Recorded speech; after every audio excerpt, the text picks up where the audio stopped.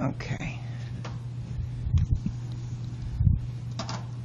So I understand from students that number 4 got cut off and you were not able to see the whole program. So I'm going to do number 4 one more time. The question says, in Hidalgo County, Texas, 80% of those eligible for jury duty were Mexican Americans. This is a binomial problem because either you are Mexican American or you are not. And so, right up here, question number 4, the first number they gave us was 80%, and that's going to be the p-value. So p is equal to 80%, which will become 0.8. Oh, that doesn't look good at all, does it? Let's erase this and try it one more time, because that just did not look very good. Okay, we'll try it again. Number 4. How's that? That's pretty good. Okay. And P is equal to 80%, which would be 0.8.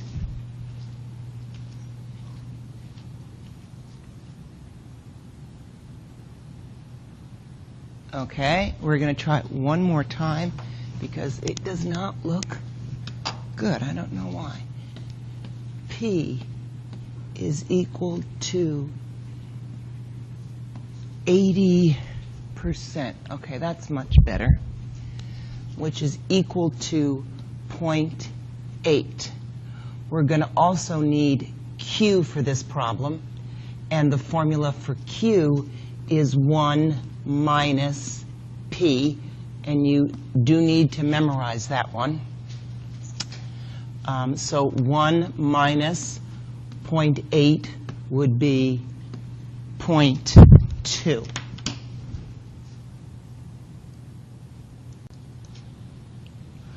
Okay, so I'm going to put a red box around this Q equals 1 minus P to remind you that that is something that you need to memorize. Okay, and then the next sentence says, assuming that groups of 800 grand jurors are randomly selected, so that is going to be your N.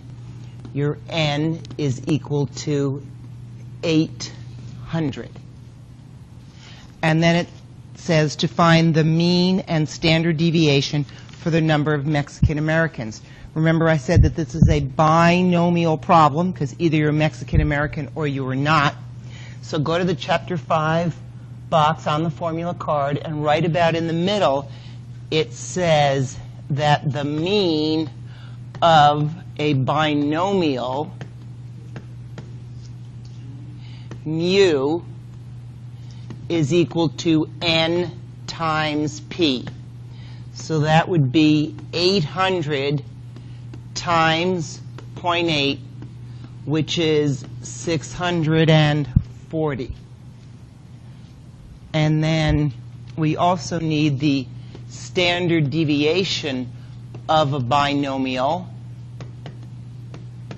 and that formula is sigma is equal to the square root of N times P times Q, which is the square root of 800 times 0.8 and then times 0.2. Be careful. You cannot use parentheses on the inside of a square root sign. So you either want to multiply the numbers first, or if you want to do it all at one time, just use the time sign. But it turns out to be the square root of 128. You don't have to show me that if you don't want to. But ultimately, we get down to 11.3. And the next thing it says is find the range of usual values. And I give you the formula for that. The range of usual values is contained in the interval mu plus or minus 2 sigma. So up above, we see that the mean mu is 640 plus or minus 2 times the standard deviation, which is 11.3. You want to multiply first, so it's 640 plus or minus 22.6.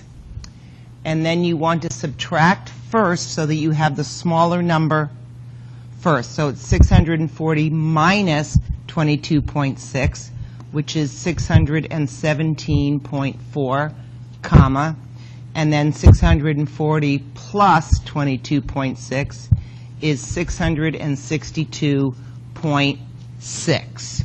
So that is the range of usual values. This is a 5-point question. You get 1 point for the 640, 1 point for the 11.3, 1 point for the 617.4, 1 point for the 662.6. But that's 4 points. To get the 5th point, you have to go back and answer the question. And the question is, would it be unusual to have 400 Mexican Americans selected for grand jury duty? So, in other words, they're saying, is 400 unusual? Well, the range of usual values is from 617 to 663, I guess, if you round correctly. No, 400 is not contained in the range of usual values.